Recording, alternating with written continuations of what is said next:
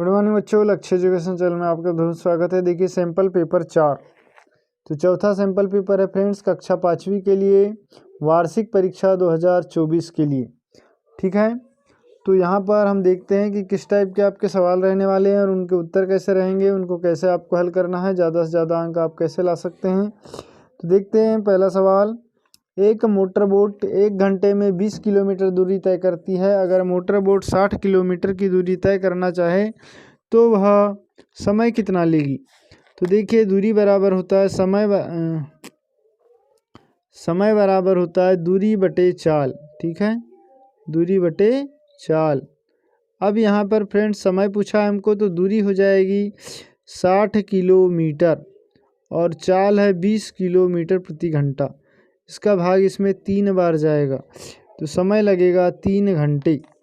ठीक है, इसके बाद दी गई आकृति का क्षेत्रफल ज्ञात कीजिए। प्रश्न क्रमांक 2। तो प्रश्न क्रमांक 2 में देख लीजिए, दिए गए प्रत्येक की लंबाई और चौड़ाई 1 है, तो क्षेत्रफल हो जाएगा 1। तो टोटल 4 डब्बे का क्षेत्रफल हो जाएगा 4 वर्ग सेंटीमीटर। ठीक है, तो ऑप्शन नंबर जो है ब आएगा। इसके बाद तीसरा है अंग्रेजी वर्णमाला का कौन सा अक्षर आधा घुमाने पर वैसा ही दिखता है। तो यदि आधा घुमाते हैं तो वैसा ही दिखेगा, कौन सा अक्षर, तो ये जो है ऑप्शन नंबर बी होगा।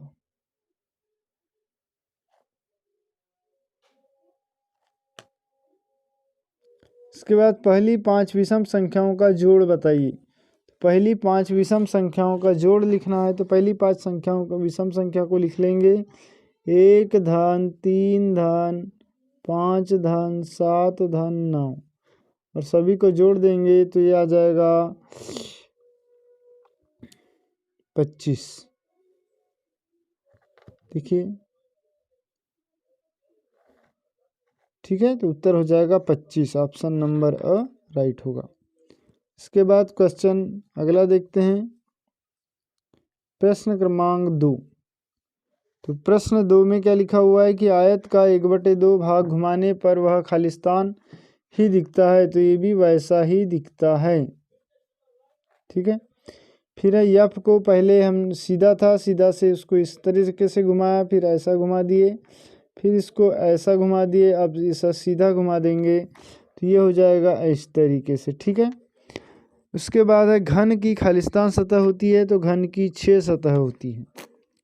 इसके बाद नेक्स्ट क्वेश्चन है चौथा, किसी मापक बोतल में 5 रुपए के सिक्के के से 6 सिक्के डालने पर 30 ml पानी ऊपर उठता है।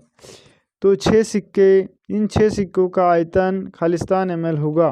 तो देखिए 30 ml पानी उठा तो इसका आयतन भी हो जाएगा 30 ml। बिना सीमेंट की एक टंकी की कीमत 1000 रुपये है, ऐसी 4 टंकी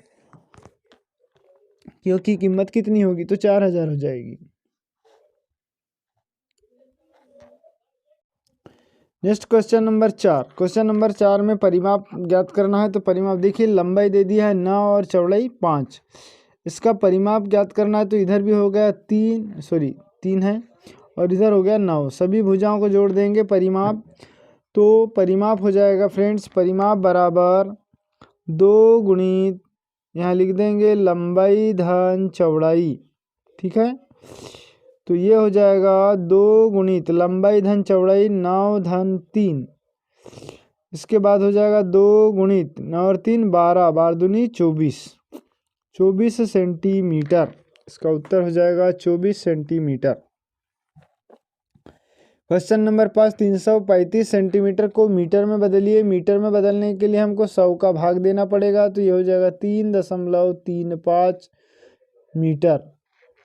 इसके बाद प्रश्न 6वां, किसी दिन भोपाल का तापमान 25.9 सेल्सियस है, तो चेन्नई का तापमान 29.9 सेल्सियस है।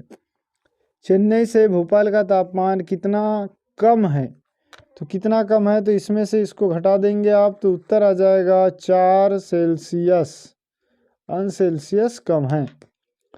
फिर एक माचिस की डिब्बी का आयतन 14 सेंटीमीटर घनों के बराबर है, तो 32 माचिस की डिब्बियों का आयतन कितने घन सेंटीमीटर होगा। तो देखिए एक का जो है 14 है, तो हमको कितने का पूछा है, 32 का पूछा है, तो ये हो जाएगा 32 गुणित 14।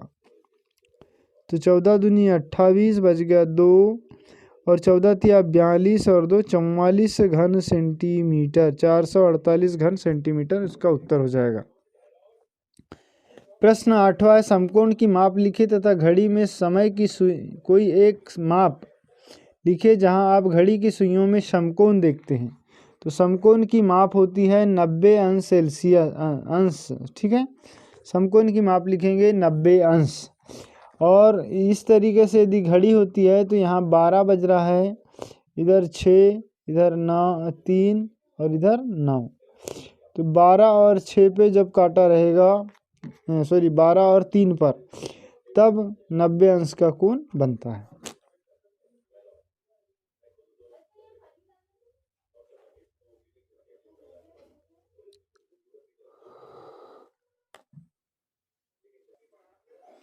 प्रश्न क्रमांक 9, एक महीने का 1/3 हिस्सा कितने दिन होता है, ज्ञात कीजिए। तो इसका उत्तर हो जाएगा, एक महीने का 1/3 हिस्सा, एक महीना बराबर होता है 30 दिन, ठीक है। तो एक महीने का 1/3 हिस्सा बराबर 30/3 बराबर 10 दिन, ठीक। तो बराबर कितना लिखेंगे, 10 दिन। फिर है एक वर्गाकार खेत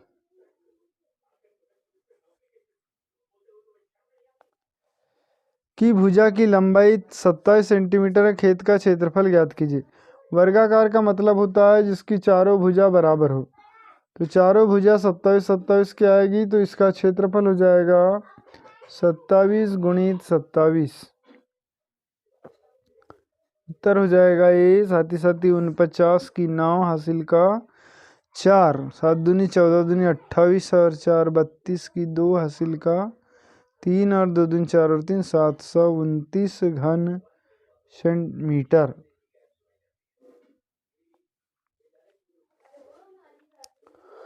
इसके बाद प्रश्न 11, संख्या 5 और 6 के मध्य 4 गुणज लिखी। 5 और 6 के प्रथम 4 गुणज लिखी।